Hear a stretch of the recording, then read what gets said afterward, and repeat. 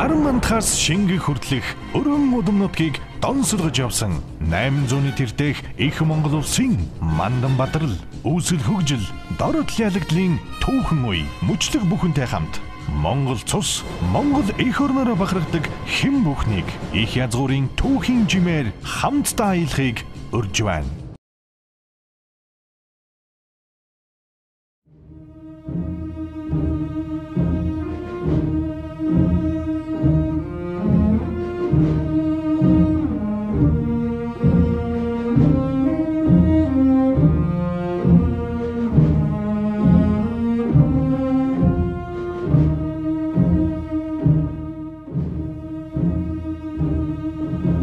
За сайн байцгаана хүүхдүүд.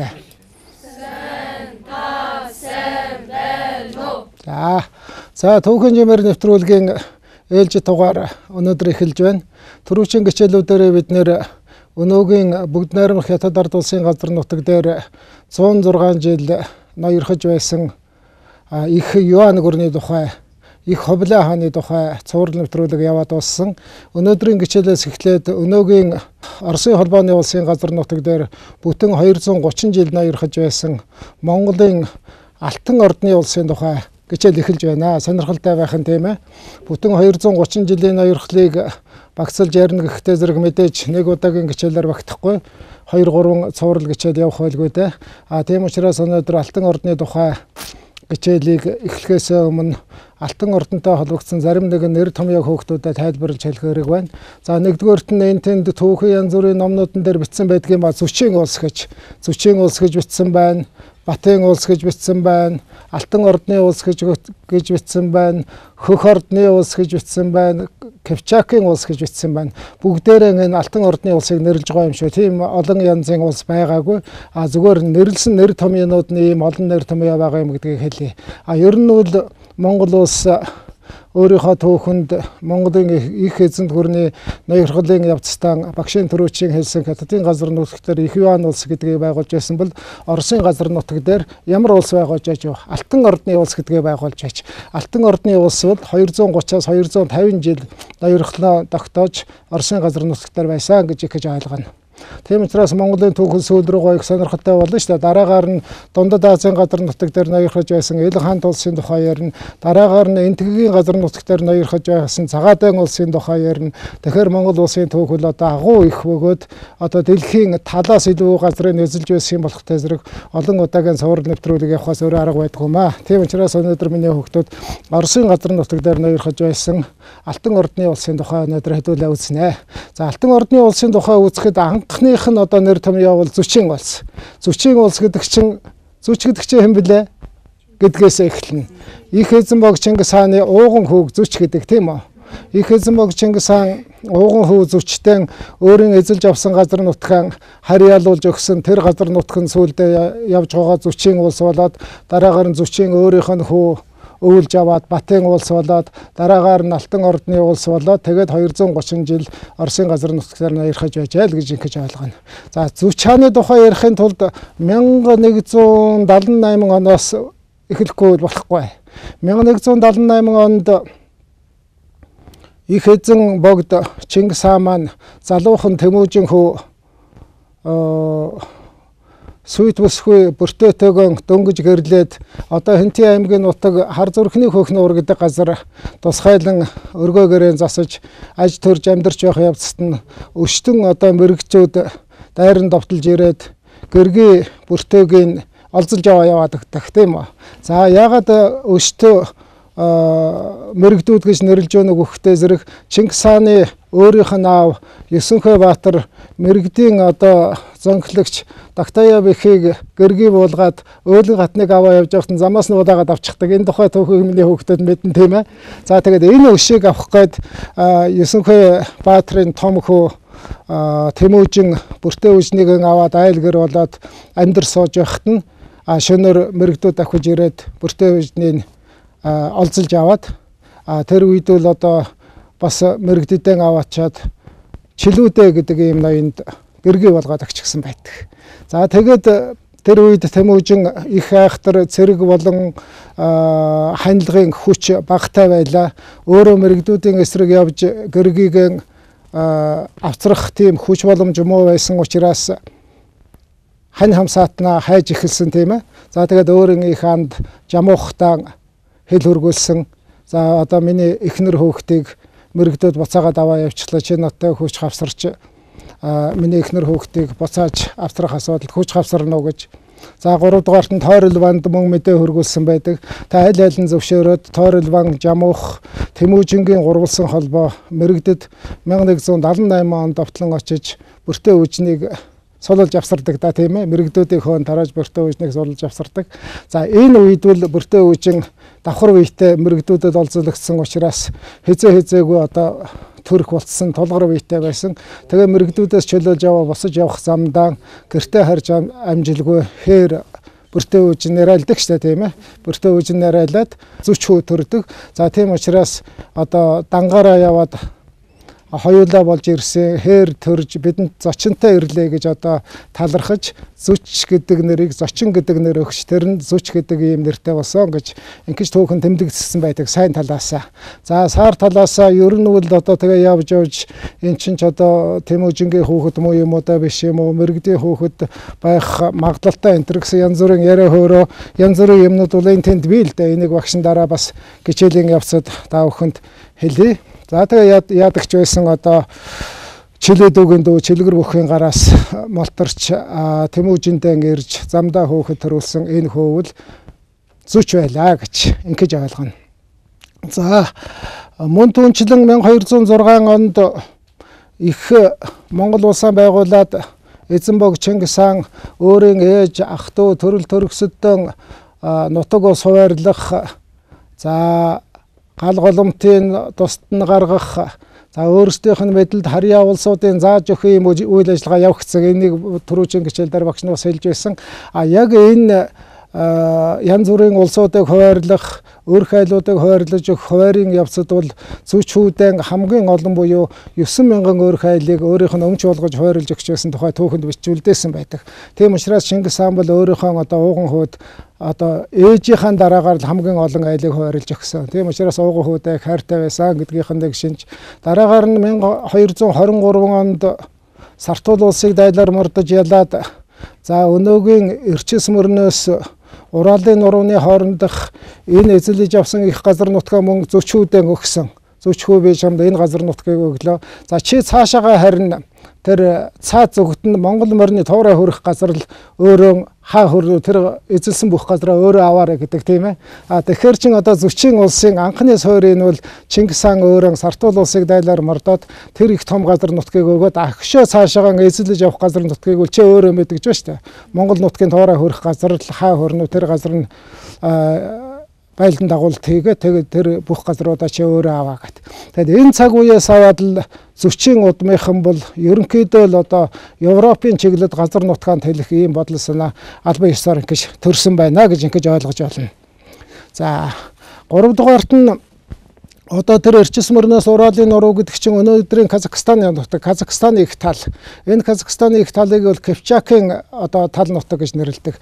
Энэ Кипчакийн тал нутаг бол монголчуудад ихээхэн аятайхан морь малан эдээшлүүлэхэд боломжтой, учиргүй их өндөр уул даваа багтай, ус сэлбэгтэй их сайхан газар байсан учраас Кипчакийн энэ тал нутагт монголчууд нэг хэсэг сууршин дохинож тэндээсээ одоо цаашаагаан Оросын газар нутаг болон мөн зүүн Европ, төв Европ, баруун Европ руу нэвтрэх ихээхэн боломжийн газар болсон учраас Кипчакийг сонирхож эхэлсэн.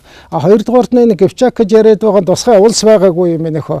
Нөгөө Чингис хаанд хөөгдөж гарсан, жамуухад хөөгдөж гарсан мэрэгдүүд маань баруун зүгт гарангуутан одоо тэр Кипчакд очиж суурьшсан байхгүй юу. Тийм учраас нөгөө Өшт мэрэгд гэдэг чинь үргэлжлэл одоо тэр Кипчакийн улс гэдэг чинь тэр мэрэгдүүд 8-гийн одоо үлдэгдэл хэсэг тэнд байгаад байгаа. Тийм учраас айл болохтой зэрэг Эзэнбог Чингис хаан түүний өр хүүхэд удам өгсааныхан бол Өшт мэрэгдүүдийг л хаан л байна уу одоо хөөж очиж устгах л одоо ийм л гол бодлого барьж байсан шүү дээ. Тийм учраас хамгийн түрүүнд одоо тэр Кипчакийн их талыг эзлэж авч тэнд суурьсан нь бол мэрэгдүүдтэй бас холбоотой гэж ингэж ойлгож байна.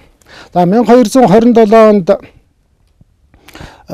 Зүч хаан өөрөө яг тэр Кипчак гэдэг чинь өнөөдрийн Казахстаны газар нутаг. Миний хүүхдүүд Байконур гэж мэдхөө ярьдаг.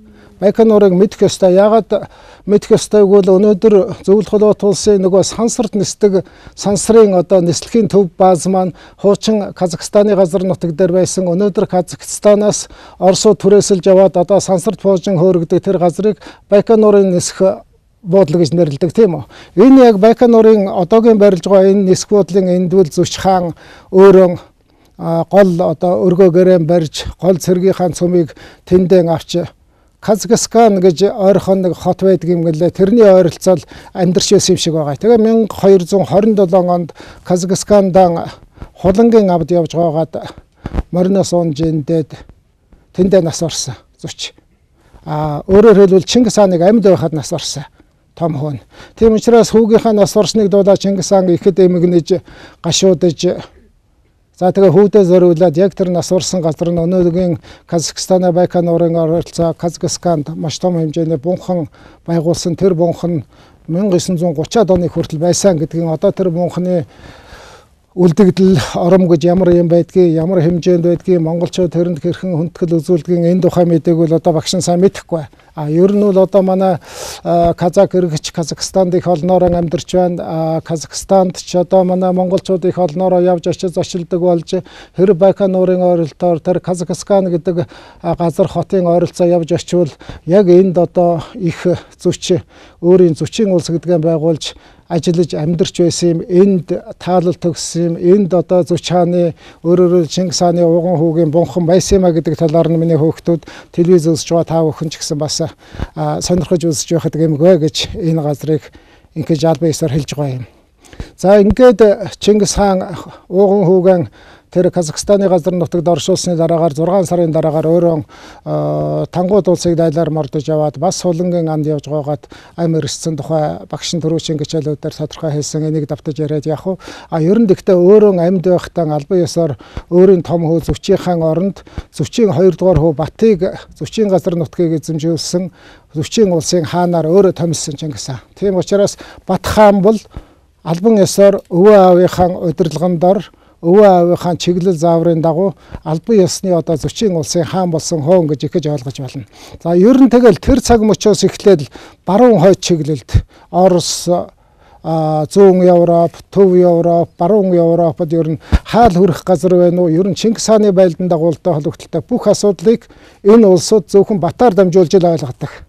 Өөрөөр хэлбэл Чингис хааныг мэдэхгүй шүү дээ. Чингис хаан ч юм бол бараа хойшоогоо ер нь Сартул улсаас цааш Дундад Азаас цааш яваагүй. Тийм учраас Чингис хааны байлдан дагуулдаг гэдгийг Европ зөвхөн Батаар дамжуулж ойлгодог. Үнэхээр ч одоо энэ Батын улс Бат төр барьж явах үеийн 30 жилийн хугацаанд бол Европ ТV-г бол үнэн хүү одоо эрхшээдэн оруулж авсан. Чингисийн одоо хамгийн том газар нутгийг эзэлж авсан, хамгийн олон жил өөрийнхөө төр улсыг хүний газар нутаг дээр барьж байсан.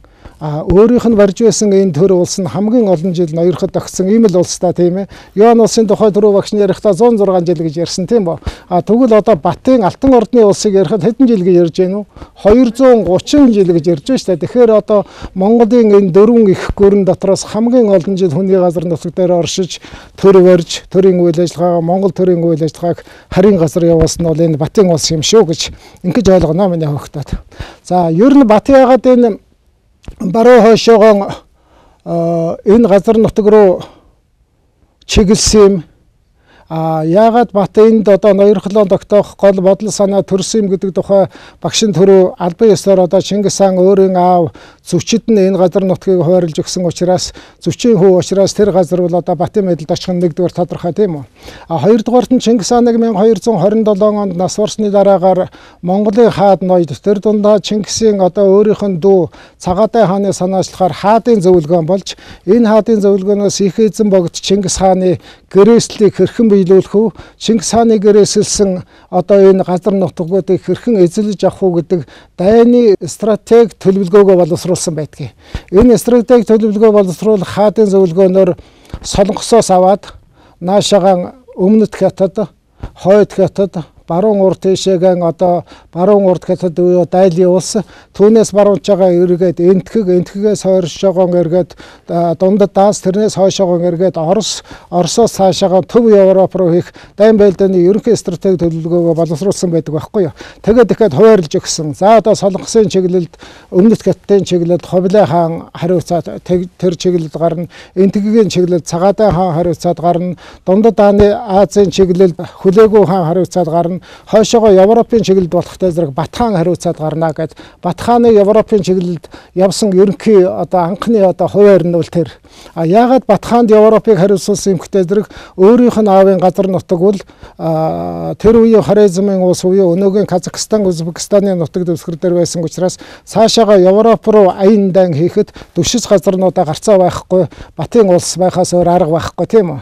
За энэ Бат хааны Европын чиглэлд хийсэн аян дайны нэг онцлог юу гэхтэй зэрэг Чингис хааны өөрийнх нь хүүхдүүдийнх нь хүүхэд буюу ач нарынх нь аян дан эхэлж байгаагаар онцлогтой. Европын чиглэлд ерөөсө Чингис хааны өөрийнх нь ач нар бүгдээрээ нэг баг болж явсан. Өөрөөр хэлбэл Зүчийн хүү Бат тийм үү. За Өгөөдийн хүү Гүйг тийм үү. Тулыгийн хүү Мөнх.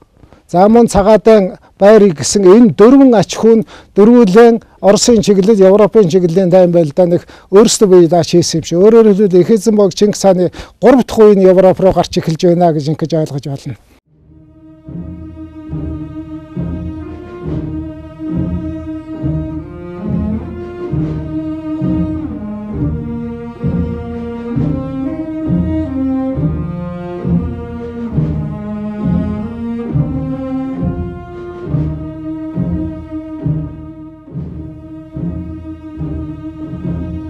Энэ зөвлөгөөний шийдвэрийн дагуу Эхизенбог Чингис хааны бүх ач нар багшийн саяын хэлсэн бүх ач нарын оролцоотойгоор маш том одоо айрам Европын чиглэлд хөдөлсөндөө яг одоо түүхэн түвшнэр 140 мянган хүний бүрэлдэхүүнтэй цэргийн хүч байсан гэж нэрлэж байгаа юм. 140 мянга гэдэг чинь одоо их тоо шүү. Тэгээд энэ ач хүүхдүүд чинь бүгдээрээ нэг 26-аас 30 настайд байлаа. Тэр үед Бат 30 настай энэ дайныг дуусч байхад Монголын одоо 2 дугаар их далай хаан болсон энэ Мөнх хаан 30 настай, Гүйг хаан 32 настай байсан үе шүү дээ. Тэгвэл аль аль нь бол хаан болоогүй. Их Монгол улсын 5 их далай хаан би одоо багшийнхын нард байрлаж байгаа. Энэ 5 их далай хаанаас 2 их далай хаан Бат хааны удирдлагын доор Европын чиглэлд Оросын газар нутаг дээр Европын чиглэлийн дайн байлдааныг хийлцэж явсан ийм түүхтэй. Тэгвэл энэ их дайн байлдаанд үр хөвгтүүдэд мордуулахдаа тэр үеийн одоо энэ Өгөөдийн хаан хэн удирдлагаар нь хэнийг сонгосон гэхтэй зэрэг ерөнхий хамгаалагчаар нь Батыг сонгосон байдаг. Уг нь бол одоо яг ерөнхий хамгаалагчаар нь насааж бодсон өөрийнх нь хүүгэнч бодсон тэр үеийн Өгөөдийн хааны төрсөн хүү Гүйг бол гарцаа байхгүй дайн байлдааныг удирдах тийм л одоо ёстой да тийм ээ. Тэгэхдээ Гүйгээр биш Бат хаанаар удирдуулж явуулсан. Тэгээд энэ бас нэг сүүлд нь эднэрийн хооронд энэ дайныг Бат удирдсантай холбогдуулаад Гүйг Бат хоёрын хооронд зөрчил гарч бас нэг маргаан таслах үйл ажиллагаа болж байсан тухай багшин төрүүчийн гишэлүүдээр ярьж байсан. Энийг хэрэг хүүхдүүдэд цаг гарвал ярьж өгье. Цаг гарахгүй бол нэгэн төрөө яриад өнгөрсөн юм болохоор. За нэг ийм байдалтай маш том хэмжээний дайн байлдааны үйл ажиллагааг Европ руу 1236 онд эхэлсэн. За 1236 онд бол Наан Дон ижил мөрний эрэг дээр төрүүчийн багшийн хэлсэн Кипчакийн тэр их талд очиж морь малаан адгуулж цэрэг хүчээр тэнхрүүлж бүтэн зусаж намарцсан байгаа юм. Ер нь Оросын газар нутаг руу хийсэн дайн байлдааныг дандаа үйл хийсэн. Ягаад гэвэл зэрэг Оросын газар нутагчин олон одоо гол мөрөнтэй тийм ээ шавар шалбаагтай намагтай тэр болгон одоо монгол хүн мориор туулаад байх боломж их муутай учраас монголчууд юу гэхтэй зэрэг нөгөө газар хөлдөж гол хөлдөж газар хөлдгийг хүлээгээд намаг хөлдгийг хүлээгээд өвөл болгож өвөл дайнаа эхэлж байсан нэг ийм онцлог бай. Монголчууд бол энэ ашигтай. Хоёрдугаарт бол Оросууд ихэвчлэн нөгөө хэрэмний сан бэхлэлтэй барьж хойр тард байлдаан морьмалтай байлдаа хийдгүү учраас Оросын явган цэрэгтэй өвөл байлдах нь бол монголчуудад бас ашигтай.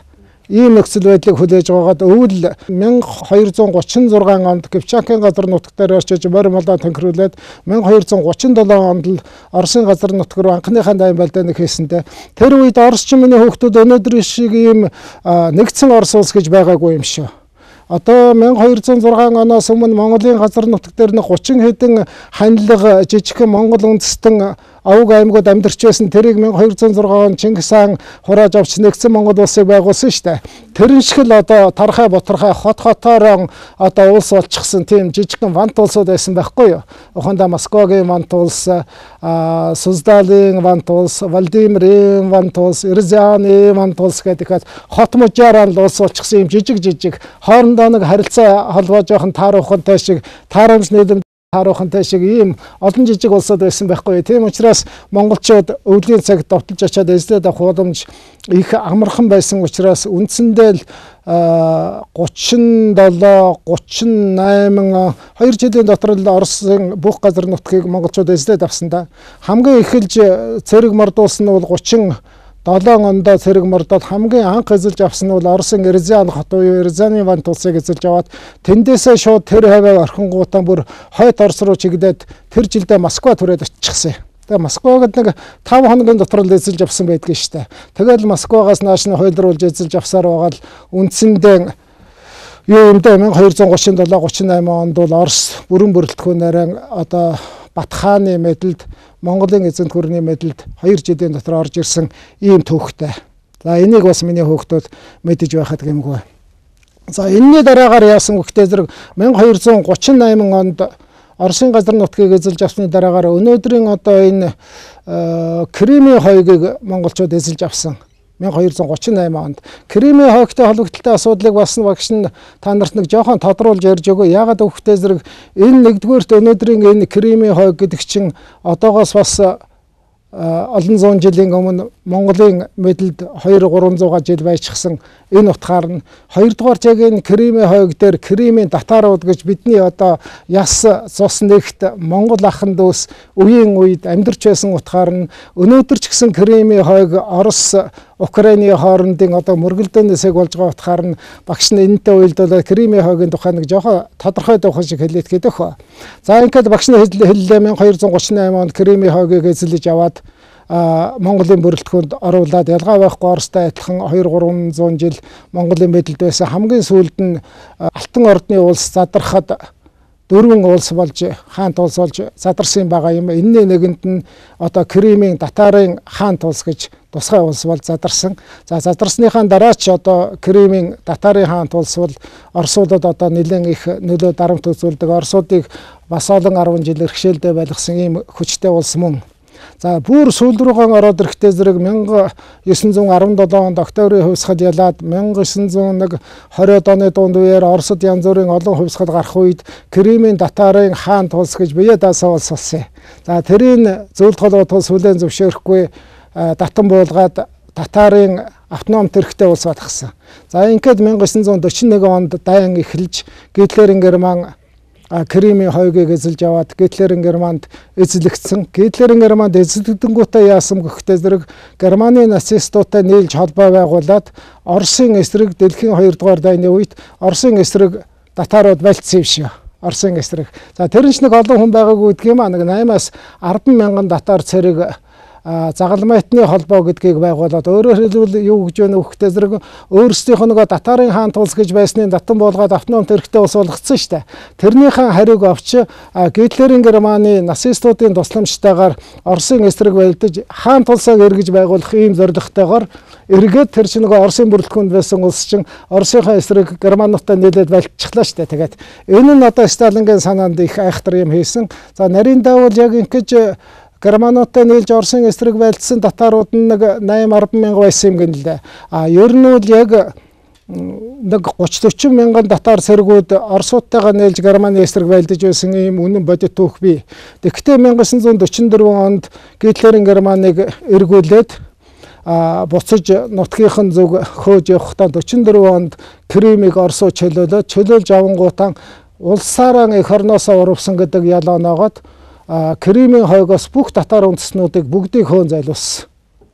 улс үндэстнээр нь хөөн зайлуулсан. Тэр дотор бол одоо ерөөсөн эх орны их дайны үед Оросын талд байлж байсан татар сэргүүч чамрагдсан, Оросын газар нутгийн бүх бусад мужуудад амьдарч байсан энгийн татар хүмүүс чамрагдсан, татар эмэгтэй аваа суусан Орос Украин эрчүүд чамрагдсан, татар эртээ суусан Орос Украин хүүхнүүд чамрагдсан, татар нэртэй бүх хүмүүсийг ачааны вагонд цөлөөд Кримийн хойгоос Узбекистан руу бүгдийг сүлсэн маш олон татар хүмүүс энэ одоо хоморголсон их устгалд орж татаруудын тоо их хэмжээгээр суурсандоо энэ бол 1944 он миний хогтоод. Дараагаар нь 1954 онд Хрущев гэж Сталингийн дараагаар Оросын төрийн эрхэнд гарсан нэг дарга үед тэр дарга Кримийн хойгийг тэр чигээрэнгийн өнөөгийн Украинуудад газар нутагтаа юутай хэйтэн бэлгэлчихсэн байгаа юм.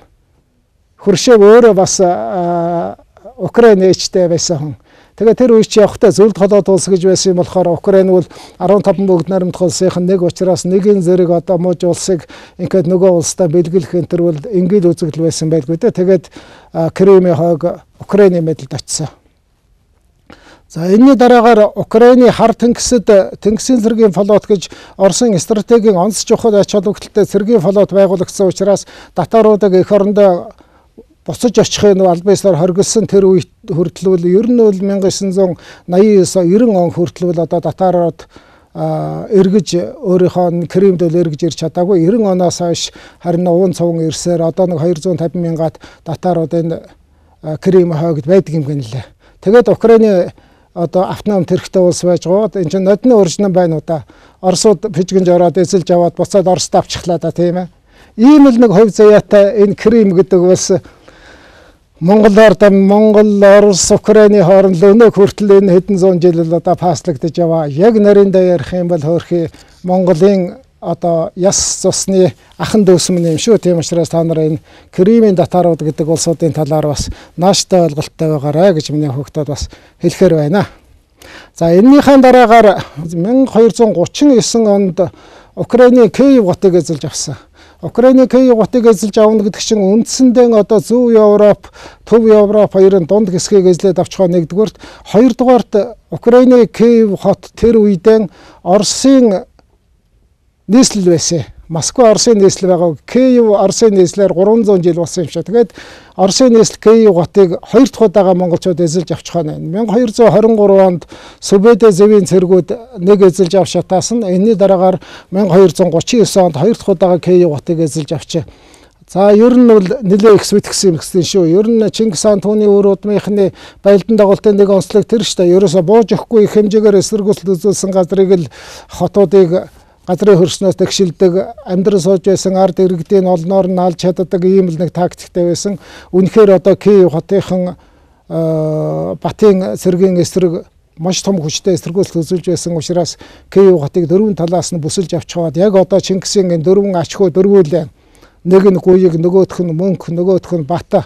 Энэ дөрвөн хүн дөрвүүлээ Сүбэдэгийн удирдлагаар Оросын нийслэл Киев хотыг эзлэн авч нэлээд их сүйтгэсэн юм гэнлээ дээ. Тэгээ одоо энэ тухай Оросууд ер нь муу талаас нь л бичнэ. Ер нь гэхдээ одоо манай Орос хүмүүсийн зам байдгийн байлгүй дээ. Монголын эзэмшилд Монголын эрхшээлд 230 жил байсан тухайгаан бичих одоо ер нь тун их дурггүй. За бичсэн ч одоо юу хөхтэй зэрэг өөрсдөө зөвтгөж монголчуудыг аль болохтой зэрэг л муу муухай талаас нь одоо дээрэмчин, тонуулж, алуурчин, одоо зос урсгагч юу гэдгийг тэр л талаас нь л ихэж бичдэг. Бидний монголчууд ч гэсэн сүүлийн 70 жил нөгөө Орос ах нар гэж явж ирсэн болохтойгоо зэрэг бас яг одоо бид нар Оросуудыг ингэж байлаа гэдэг одоо хятадын газар нутаг дээр Юан улсыг байгуулаад 106 жил ингэж байлаа гэдэг шүүгэн Оросын газар нутаг дээр Оросыг эзэгнэж 230 жил байлаа гэдгээр тэр болгон бас нэг тодорхой ярьдаггүй. Ингээд нэг хоёр талаас нь ийм нөхцөл байдал үүссэнтэй холбогдуулаад яг одоо энэ Батын улсын тухай ойлголт бол нэг тэр болгон түүхэнд тодорхой бичигдээгүй юм бид. За тэгээ Киевийг эзэлж авсныхаа дараагаар цаашаага Төв Европ руу орсон. 1240 онд Польшийг Чехтэй эзэлж авсан, 41 онд Унгарыг эзэлж авсан, 42 онд Австри энэ одоо Вен гот байна шүү дээ. Австрийн Вен готын захад хүрээд Италийн Венецийн хил дээр 100 км ойртоод очиод байхад нь өгөөдөө хаанаас урсан тухай мэдээ ирээ. Тэгээ Монголын цэргүүд хөлгийн жолоогоо нутгийн зүгээр гүйлээд Төв Европын Австрийн Вен гот хүрсэн Ийм л түүхтэй юм. Тэгээд одоо ёстой нөгөө наран мандах зүгээс наран ширэнгэх зүг хүртэл эзэлж явсан гэдэг нь ийм учиртай юм. Одоо хамгийн зүүн урдх нь бол Япон. Тэгээд тэрнээс наашаага Солонгос, Вьетнам, зүүн өмнөд Хятад, хойд Хятад, Энэтхэг, одоо тэгээд энэ Иран, Ирак, Афганистан, Туркменистан, Тажикистан, Дундад Аз, хойшоогоо Оросын холбооны улс, цаашаага Төв Европын одоо Италийн Венец, Австрийн Вен хот хүртэл энэ газар нутгийг эзэлж авсан учраас дэлхийн талыг эзэлсэн. Наран мандах зүгээс наран шингэх зүг хүртэл дэлхийн хаан очид дуустах юм. Энийг үзэнлэг зүтгэж авсан. Энэ зүтгэлийн хамгийн сүүлийнхэн дайн байлдааныг Батхан гэж Төв Европ хүртэл хийсэн ийм түүхтэй. За тэгээд Төв Европ руу энэ дайнаа хийгээд өгөөдөө хаанаас сурсантай нь холбогдуулаад буцаж наашаагаа эргээд анх нөгөө Кипчакийн тал нутгаас дайнаа ихсэн тийм ээ. Тэр газраа ирж сууршаад морь малан амраагаад тэндэн одоогийн Сарай хот гэж бие миний хөөхдөд Сарай хот нэртэйгээр яг Батын улсын нийслэлийг байгуулсан. Батын улсын нийслэлийг байгуулсан. За тэгээд тэндээ одоо Батын улс оршин тогтнох зүчийн улс Батын улс болж нэрээ өөрчлөх ийм л нөхцөл байдал үүссэн юм да. За үүгээр өнөөдөр хичээлд дуслаа. Хичээлд оролцсон хүүхдүүдэд баярлалаа.